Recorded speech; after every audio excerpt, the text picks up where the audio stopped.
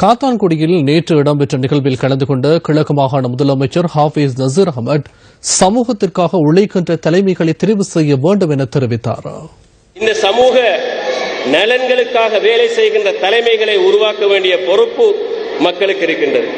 ஆகவே நீங்களும் சரியான தலைமைகளை உங்களுடைய இடங்களிலே சரியான தலைமைகளை தெரிவு செய்ய வேண்டிய பொறுப்பு மக்களுக்கு இருக்கின்றது.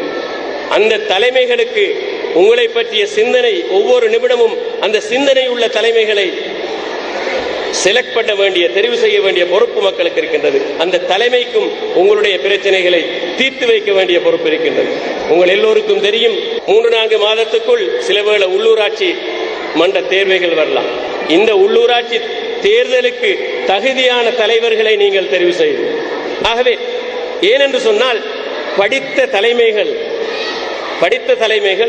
சமூகத்துக்காக உழைக்கின்ற தலைமைகள், சமூகத்திடம் கை நீட்டாத தலைமைகள், சமூகத்துக்காக கொடுக்கின்ற தலைமைகள், சமூகத்தை வழிநடத்துகின்ற தலைமைகளை தெரிவு செய்ய வேண்டிய பொறுப்பு உங்களுக்கு இருக்கின்றது. இந்த காத்தான்குடிக்கு போனா எல்லா ரோடும் அழிஞ்சு போய் கிடக்கு.